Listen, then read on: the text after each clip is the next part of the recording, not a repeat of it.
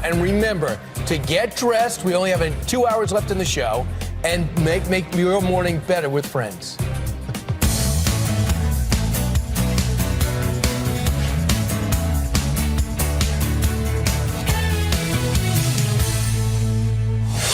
All right, happening today, Hunter Biden, the son of our current president, is expected to make his first court appearance today in California to answer those federal tax charges that you see right there. He's facing a judge just one day after crashing his own contempt of Congress hearing on Capitol Hill. Jonathan Hunt is live in Los Angeles with more. Hey, Jonathan. Good morning to you guys. It's been a busy week, obviously, already for the president's son, and that will continue today here at the federal courthouse in downtown Los Angeles after Hunter Biden left that somewhat chaotic hearing on Capitol Hill yesterday and flew straight back here to LA, which is, of course, his home.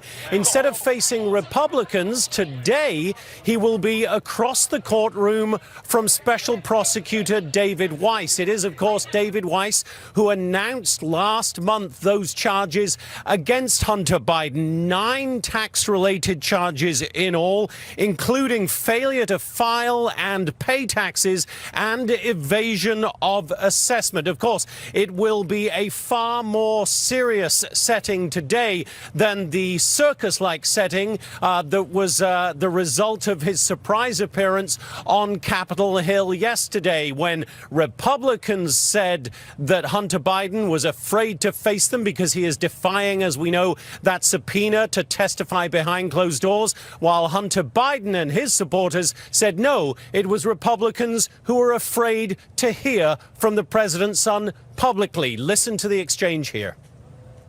What is Hunter Biden so afraid of? Why can't you show up for a congressional deposition? You're here for a political stunt. This is just a PR stunt to you. And the only folks that are afraid to hear from the witness with the American people watching are my friends on the other side of the aisle.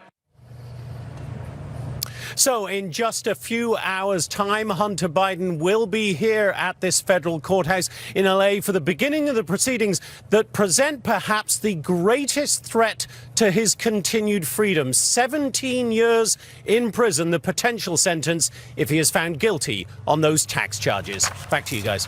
Jonathan, we were just talking. You're in Los Angeles. Why are you wearing a scarf? It's a pretty chilly snap we're getting here in LA over the last few days, Steve. So I've had to dress up. It's very unusual. I'm hoping the sun comes up and we can get up to a balmy 60 degrees or so. At least I'm not Aisha Hasney standing in Des Moines, Iowa. Right, absolutely. It's probably nice for LA, though. Don't you like having a little bit of a mixture?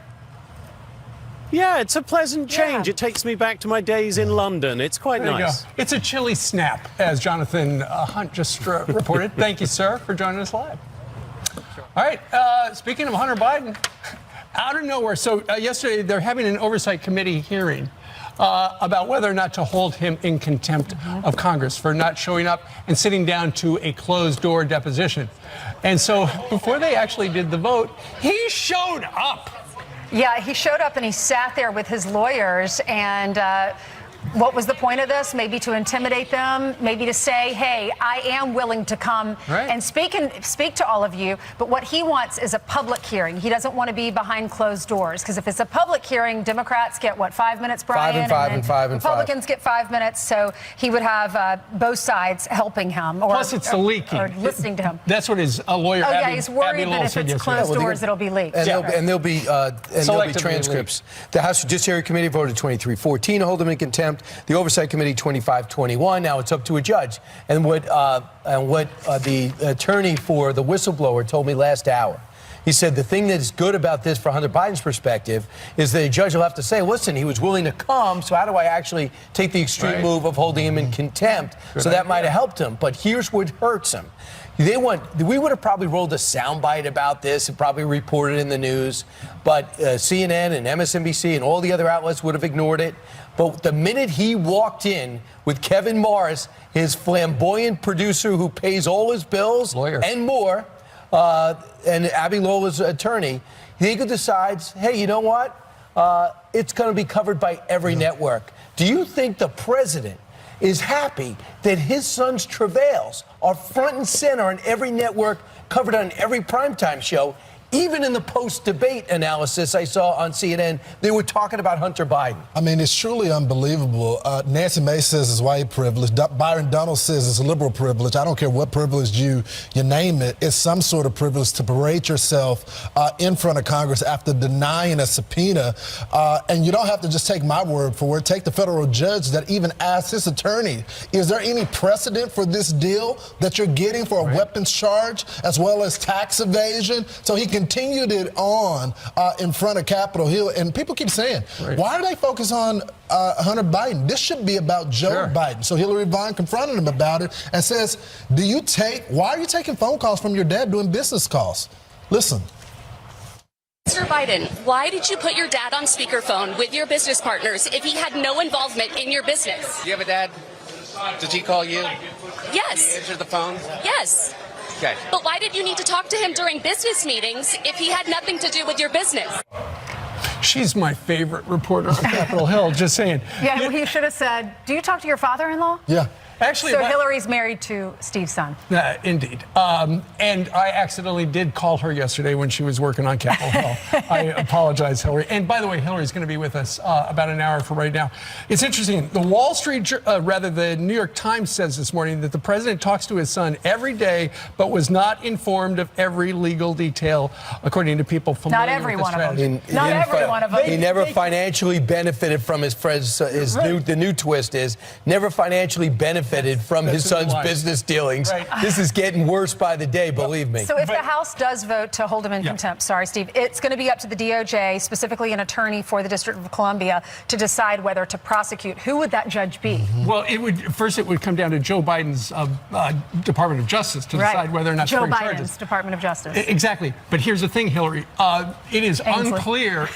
What did I say? Hillary. I was thinking Hillary. Hillary Vaughn or Hillary Clinton?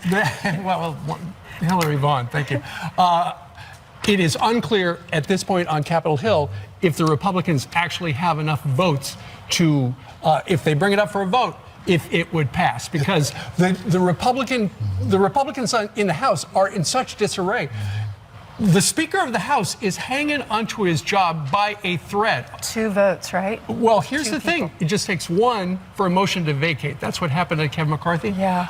I was hearing Please some people say they're not going to go down that route again. They might. It looks Chip like Roy says they might. It could happen before February 1st. So the Republicans may not have the vote, even though they had the big chaotic circus yesterday. Yeah. Can they change that rule, the motion to vacate? They didn't. This is crazy. Why would they do that? We're in a presidential year. They just want to make sure they're not in the majority next election. Especially when you have the opportunity to win on some issues like what's happening with the migrants coming to the country and being in other cities. Mayor Adams is under scrutiny because he allowed these migrants to take over a school over, and he's defending his decision. Watch.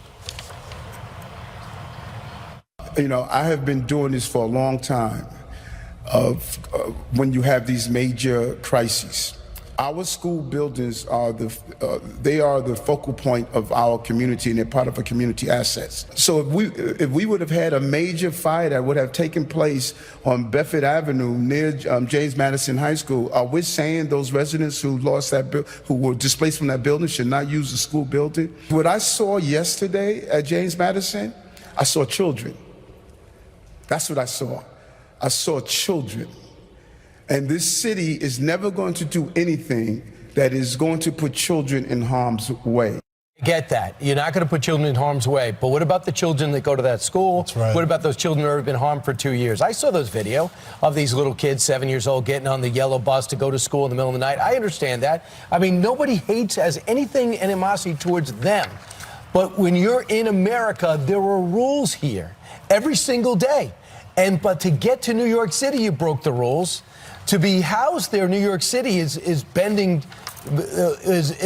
logic. It makes people want to exit this place because they're spending now up to $12 billion on illegal immigrant accommodations. And then you're knocking kids that have been shut out of school for 2 years back into Zoom. They miss all their sports games. They miss all their events because illegal immigrants and Floyd Bennett Field, the genius governor who said this is a perfect place to put them, as if it would never rain and be windy, now find themselves in a crisis situation. Well, the key is there are tens of thousands of migrants in this city that we're sitting in right now, right this minute, being housed by the government of New York City. Didn't the city hall have a plan? I mean, if you're going to put a tent on a runway where it could be exposed to 70-mile-per-hour winds, that's a bad plan. And the mayor has had months to figure out a better plan. The New York Post today says, since Joe Biden is the chief architect of this crisis, why didn't they demand the federal government make some of its New York City space available for emergency shelter? Make the feds suffer, not the kids. I put that question to Jane Lipkovich, who joined us along with her daughter, Julia. She's a student at James Madison High School. She had yesterday off. And by the way, it didn't work out the way the mayor made it sound. Watch this. I will be fine, but it's also a day that I could have spent learning, and especially with exams around the corner, I could have been better prepped for it. And instead I was home and doing assignments and not even interacting with the teachers. Why does James Madison or any other school, for example, has to bear the burden of the city's migrant crisis? I mean, Floyd Bennett Field is vulnerable to all weather conditions. So what does that mean? That my child's school will be their shelter this winter? The problem is the government seems to prioritize migrant families over their own law-abiding, tax-paying citizens. I mean, I feel for the migrant families, I really do. But this is another example of our elected officials not being in touch with the people. I'm asking the government, I'm asking the president, I mean, please look at what's going on in our own neighborhoods, in our own city. Truly. I mean, this president can't control his Secretary of Defense, his son, and he can't control our border. And he can't, obviously, we're all paying the effects of that. And I think the most telling thing is, why'd you pick the school?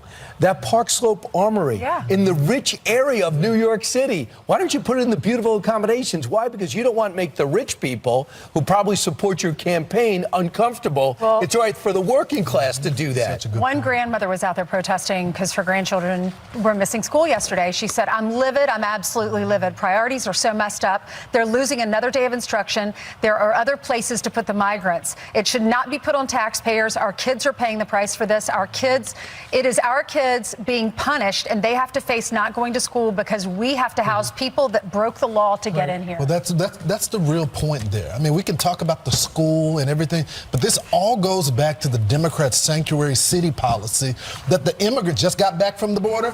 The immigrants know about it. The illegal migrants know about it. And if you ask them before they even make their way to Texas, they'll tell you, I'm going to Houston. They'll tell you, I'm going to New York. They'll tell you, I'm going to Los Angeles because they know they can. I'm going to Chicago because they know they can get away with it. And the migrants who show up in our southern border, they've got a laminated card with phone numbers from the cartel that tell them exactly who to call and what to say, and that is how who's going to provide the services. How dumb is it to mess with our schools? We saw what happened in Virginia. We saw what happened out on Staten Island when they tried to put a shelter for illegals in the middle of like 4 different schools. Parents were outraged. That didn't stay long. And now we're seeing this here in Brooklyn. Like, how dumb does our mayor have to be to go and put them in a school? Didn't he know this was going to cause outrage? You know, no more of these secret flights in the middle of the night, which I'm actually glad because now there's transparency. Now they're just moving in our schools. But they are still doing those flights, by the way. They are. Yeah. But here's the thing regarding the classes. Everybody said, okay, it's going to be remote learning. A lot of the teachers didn't log on yesterday, and so there were no classes. Unbelievable. Well, mamas and papa bears, don't mess with the parents because they will speak out. All right, Hillary, what's coming up? 15 minutes after the top of the hour. Coming up, Trump's civil fraud trial here in New York heads to closing arguments, what we can expect inside the courtroom. Plus, a Fox and Friends exclusive. One Georgia professor says he lost his job for refusing to inflate his students' grades. Unbelievable. And country music star Jelly Roll set to testify today on the fentanyl crisis after opening up about his own struggle with addiction right here on Fox and Friends. I think we all know a he or a she, as far as that problem with the battling with the disease of addiction here in America. Life is broken a lot. Morning that he's stepping down after 24 years as Patriots head coach. He won 6 Super Bowls. in his career, 266 wins, 121 losses. I think he's lost more games than anyone else in the NFL, but he's also on the cusp of being the winningest coach, just behind Don Shula. He wanted that record. He clearly wanted to stay. 2 days ago, he said, I'll give up player personnel decisions in order to stay. His 2 sons are on the coaching staff. He's obviously part of that community after 26 years, 24 seasons, but he is out. But I do not think he is done as a coach. Well, he had really come under scrutiny because he got rid of Tom Brady. They decided to part ways. That was the problem. And Tom Brady won another Super Bowl. Well, Tom Brady left. Belichick did not, and there's been some talk about his relationship with players, but he's just not winning anymore. And there was a moment within the press box with Robert Kraft where it was reported that Robert Kraft said to one of the guys that he was in the press box with that this was Belichick's final season. So really? Here's the news. So did Tom Brady help carry Bill Belichick, or has Bill Belichick just at maybe the end of his career? Teamwork. What do you think? Well, there's going to be books written about this forever. Brady, as well as Bob Kraft, you cannot underestimate the impact that he's had in keeping these 2. They're an unbelievable team. Belichick, one of the keys they say, and this will be debated forever, is he treated Tom Brady like everybody else, if not even tougher. He never gave him the superstar treatment. And that let everybody know there's no special rules for anyone. But for Tom Brady, he's like, really? Everything I've done for this franchise, arguably the winningest coach and best quarterback ever, or should there be other rules? And he had a chance to play, and the next year he wins a Super Bowl without Belichick. He makes the playoffs, but the next 2 years he doesn't. This year was a disaster. He evidently is going to be a front runner for the San Diego Charger job, I imagine. The Los Angeles Charger job. If the Cowboys lose to the Packers, that job will open up. He could run out there. There's been a rumor that Jerry has always wanted to have Belichick, but back to the scrutiny that he's receiving. You know, all is forgiven when you're winning.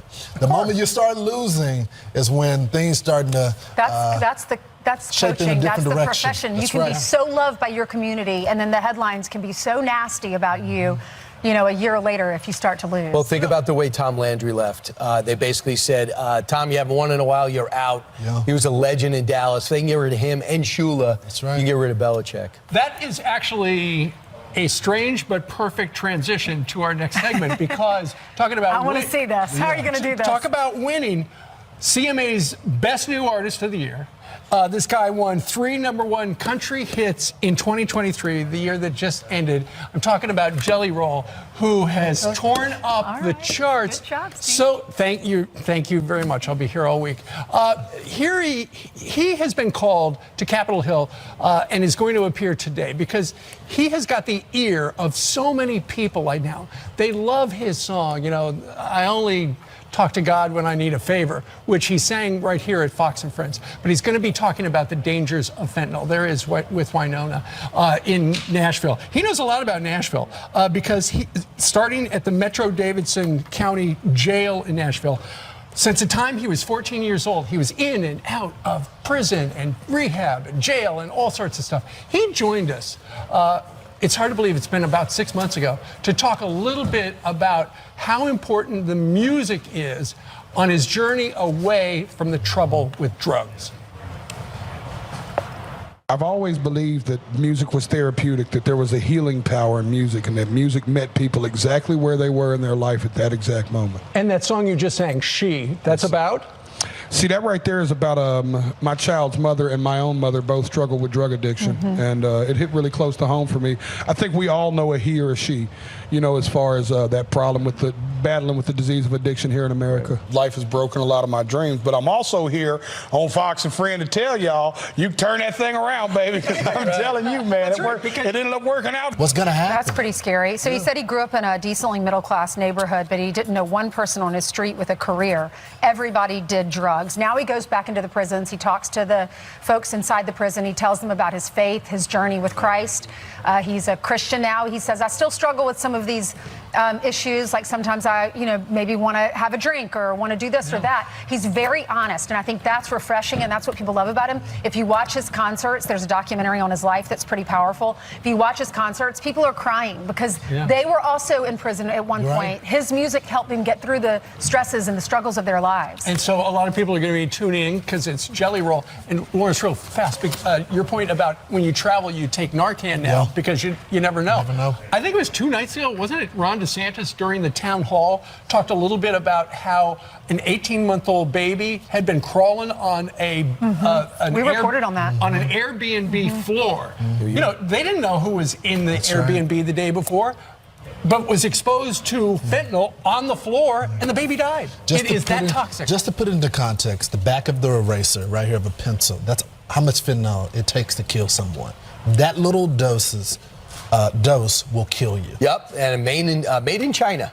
Yeah. Weaponized in Mexico. And comes through Mexico. Yeah. Right? Coming up, Fox and Friends exclusive. One Georgia professor says he lost his job all for refusing to inflate his students' grades. His story is next. But first, Donald Trump vows to enact the largest deportation effort in American history amid Joe Biden's border crisis. We have millions and millions of people here. It is not. Look at today with Hunter Biden going into Congress and just sitting down and the bedlam that's been caused.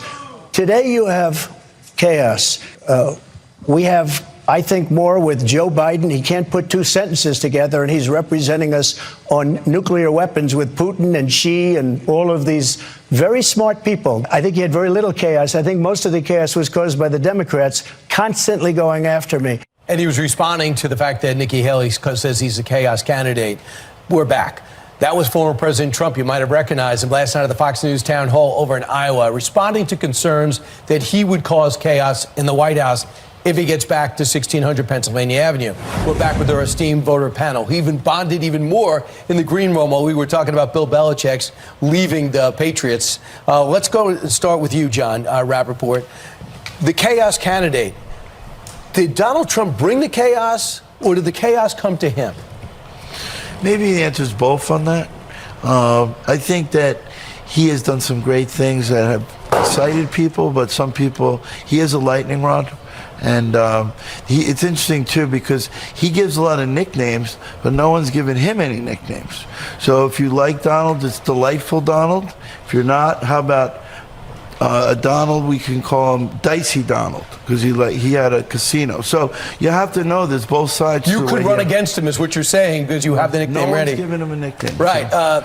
Marcelo, what was your impression last night? Because my feeling was I haven't seen him that relaxed since he was hosting The Apprentice. Yes. But again, back to what I mentioned earlier, I think I hope he's thinking about us and winning the election. And his relaxed mood is maybe he's deciding on supporting someone else other than him. That's my read into it. What do you worry about? It sounds like you have concerns. I do. I'm a MAGA Trumper, but we need to win an election. And where we are today, I still lean towards Nikki Haley on being our primary candidate. Nikki Haley, is there something that she has done that you have liked? She's just the right tenure, temperature, and attitude for the country today. I think she can pull in the other side. I think she can normalize it, and then get us and head us to the right direction, especially on the economy. Margaret, it was counter-programming. At the same time, the town hall, there was a debate, so I understand you only have one TV and we are a morning show. But in the big picture, do you think the debate was more important than the town hall, programming aside, for you to make your decision? Well, I think I've already made my decision, and I've watched the other town halls during Fox during the week. And I think that you had asked us earlier if you think it's over. I don't think it's over. I think there's still a possibility that other candidates have a shot. The polls have been massively wrong the last few election cycles, and there's no reason they can't be incorrect now. Who are you going for? DeSantis is my number one. And has he won you over, or when he became the governor again with that election win, did he win you over? I just watched everything that he did during COVID and with the children and putting children and families first. I have a young child. He has young children. I know he's going to be putting families first in America. Noah, I think when the president kind of made news last night when he said, I already decided on my running mate, do you think it's too presumptuous to think he won already?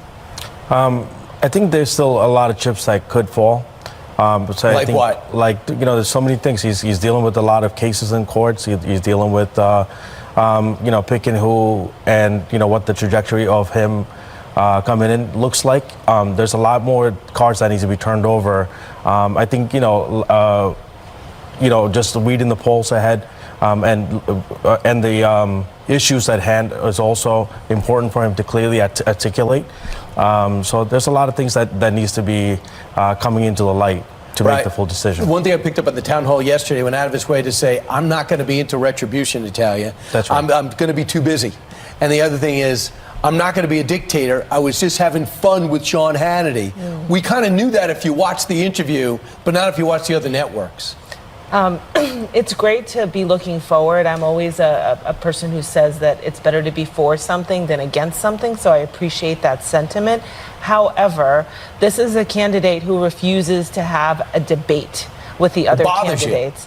Oh, yes, absolutely. I mean, in an age when free speech is being stifled and transparency is impossible to come by, it needs to be done through litigation, why does Donald Trump feel so insecure in his views that he is unable and unwilling to debate the other candidate? And you know what he says, Daniel? He says, I win it by so much. Why would I do that? Why would I play the wild card game if I already won the division? But for you, one of the issues is immigration. But the border breaking down has had this city in chaos.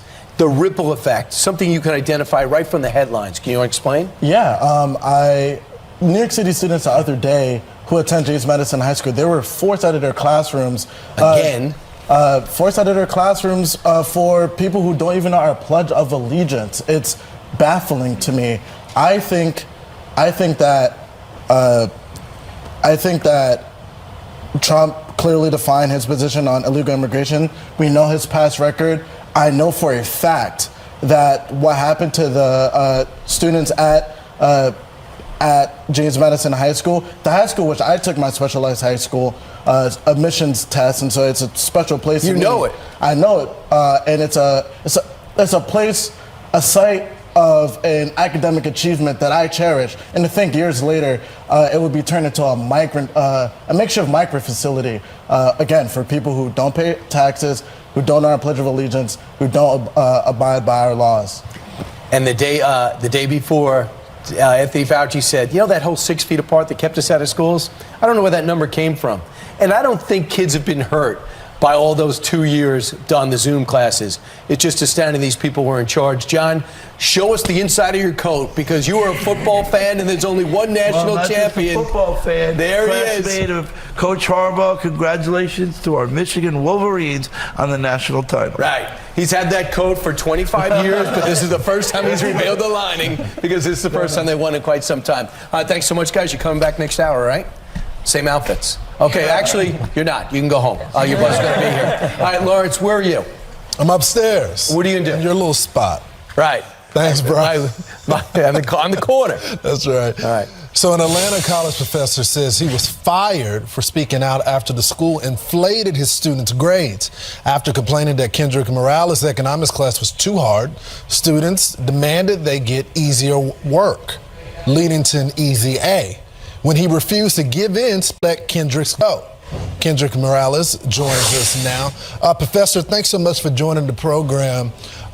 Look, Spelman and Morehouse are some of the most premier HBCUs, historically black colleges and universities. It's really hard to get in these schools. So I was shocked when I heard that you were being made to alter grades at a top institution. What did they tell you to do? Right, so they basically told me to, they definitely applied some pressure on me to raise grades above what I thought was reasonable, and which I thought was totally against what I was supposed to do, because I thought I was responsible for setting academic standards and making sure that the grades and degrees that the school was conferring actually held its value you said, and represented some level of competence and knowledge. Yeah, you said even with the altering the grades, that even with that 44% of the class would still fail. Yes. Why is that? What was going on? Were the students not paying attention in class? Did they not grasp what you were teaching in the course? Did they have a different ideology? What was going wrong?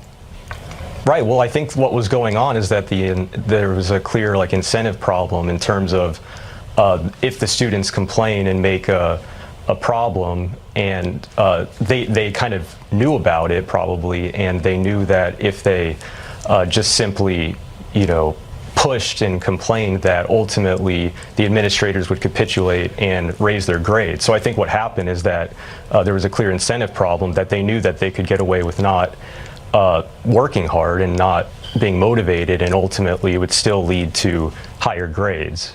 And so I think that's ultimately the reason why you saw what you saw. Yeah. So, Professor, I'm just curious, again, those that know Spelman know how hard it is to get into Spelman. Is this something typical at Spelman? I know some professors, even when I was in college, graded on a curve. But to say that 44% of the class would still fail, is this pervasive at Spelman from what you've gathered, or no? I mean, I don't know. I mean, it could be pervasive in the sense that professors just raise grades artificially to make sure that students pass and they don't complain and they don't go to the administration. What is your goal here? Do you want to sue the university? Do you want your job back, or do you want to move on with your life? Well, it's kind of unclear right now, but I'm trying to reflect on that and trying to figure out if academia is for me, because I thought what was going on. I mean, I thought in terms of going for an academic position that I would be able to have autonomy and not have administrators kind of meddle with grades and meddle with the incentive structure that I was trying to put in place. So I'm not really sure if it's viable for me to continue as an academic, but I'm still going to try, and I am considering. I am in contact with the Academic Freedom Alliance, and who is pretty good about. Well, we're going to be following it, Professor. So hang in there. We'll see what happens here. Thanks so much for joining the program. All right, thank you. So we reached out to the Spelman College and administrators, but we did not hear back from them. Still ahead, Nikki Haley joins us live after Chris Christie's hot.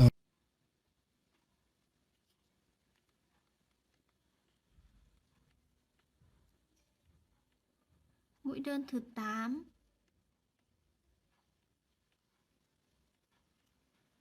Mũi đơn thứ 12.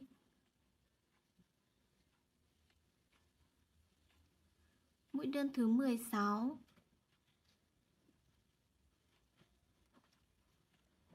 Mũi đơn thứ 20.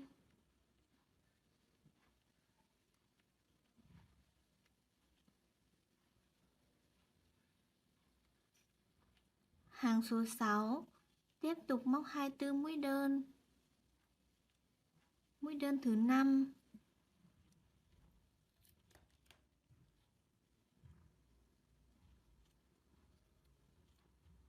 Mũi đơn thứ 10.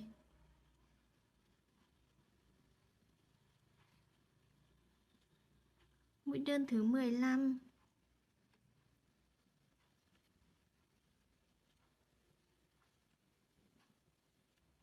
Mũi đơn thứ 20.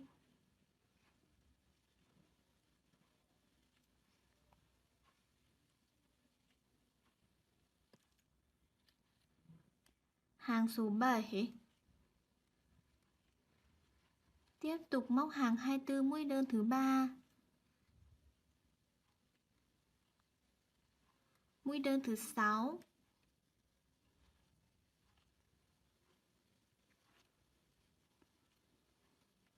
Mũi đơn thứ 10.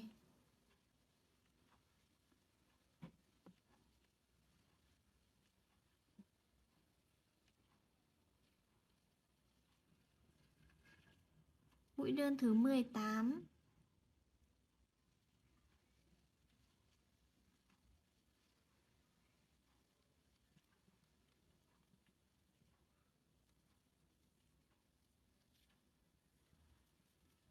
Hàng số 8, móc 6 mũi đơn.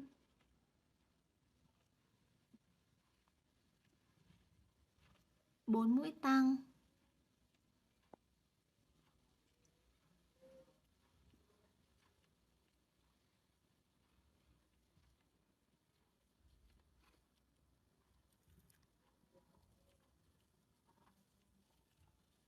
Năm mũi đơn.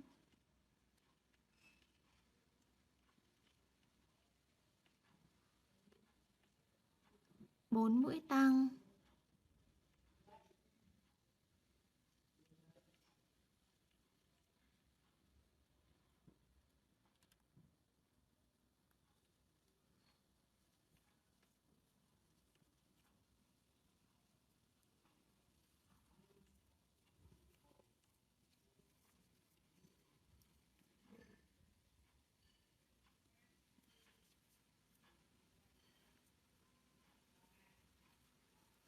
Năm mũi đơn.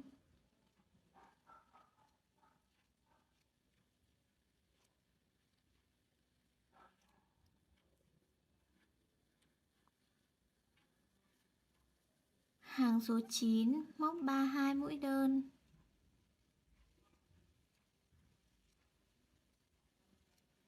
Mũi đơn thứ 7.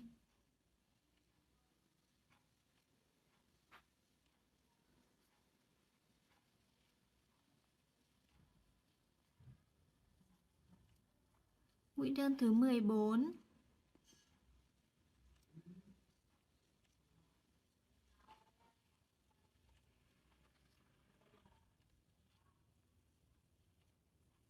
Mũi đơn thứ 21.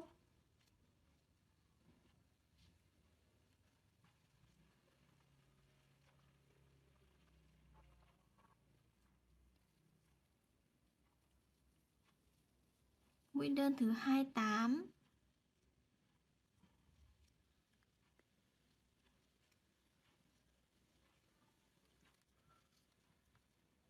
Hàng số 10 móc 32 mũi đơn.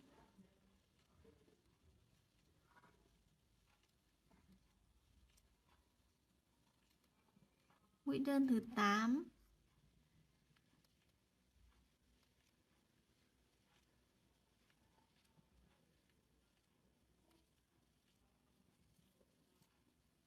Mũi đơn thứ 16.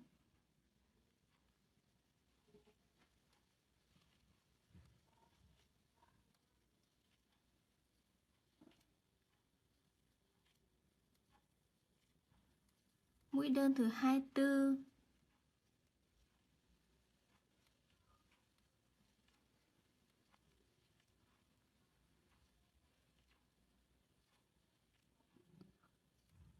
Mũi đơn thứ 31.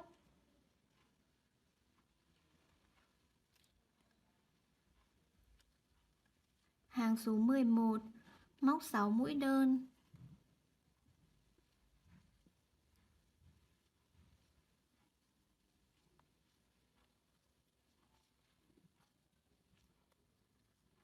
Bốn mũi giảm.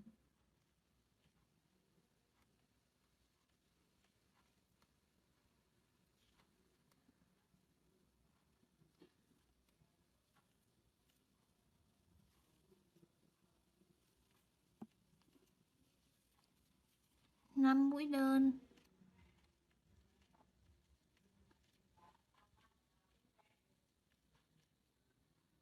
Bốn mũi giảm.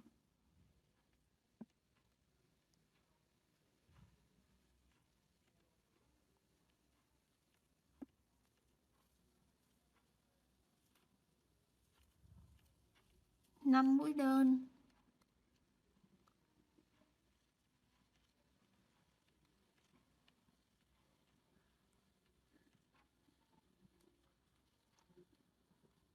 Hàng số 12 móc 1 mũi giảm, 2 mũi đơn. Móc thêm 5 lần như vậy.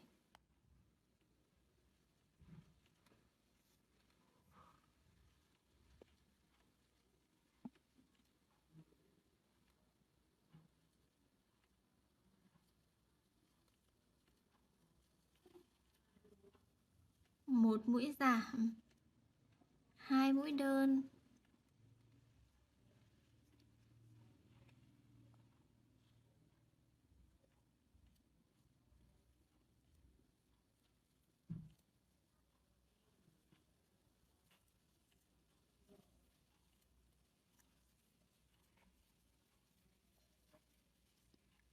Hàng số 13. Móc một mũi giảm, một mũi đơn. Móc thêm 5 lần như vậy.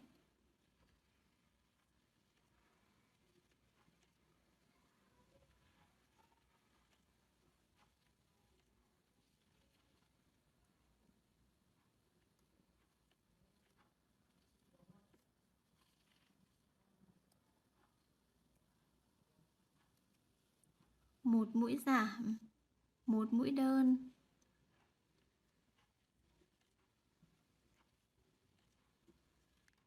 Cắt sợi.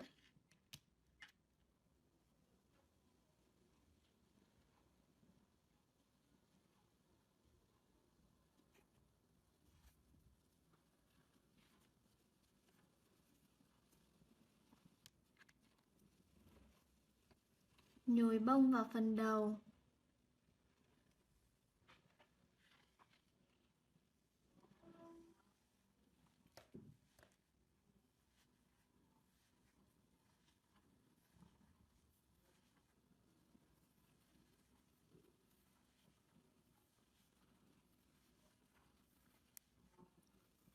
Nhồi bông từng ít một.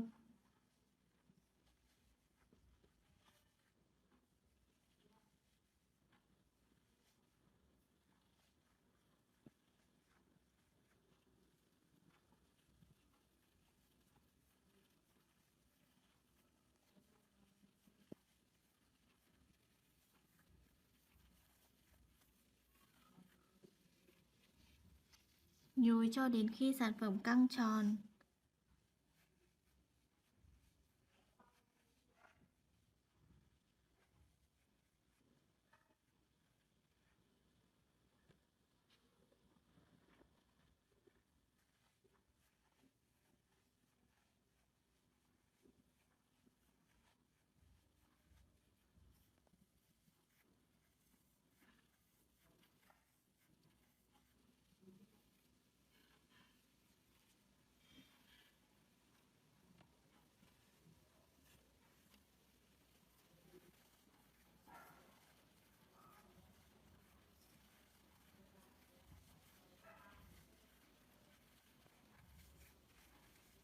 Nhồi bông vào hai phần má.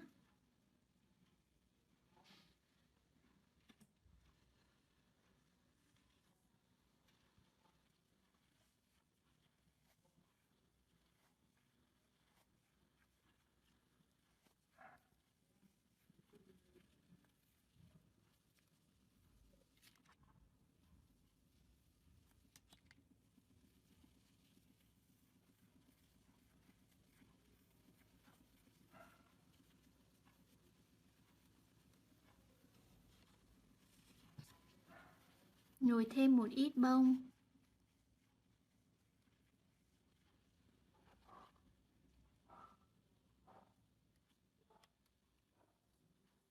Gắn mũi.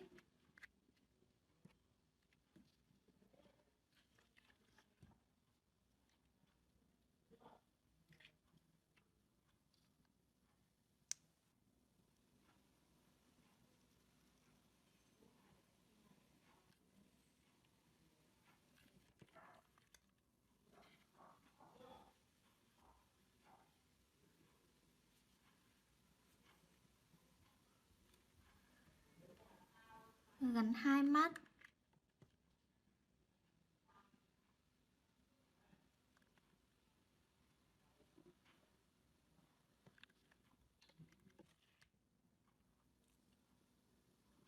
Mắt thứ nhất.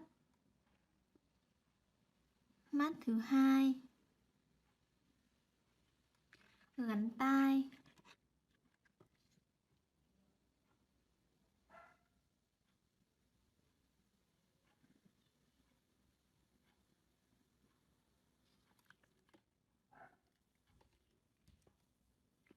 Tai thứ nhất. Tai thứ hai.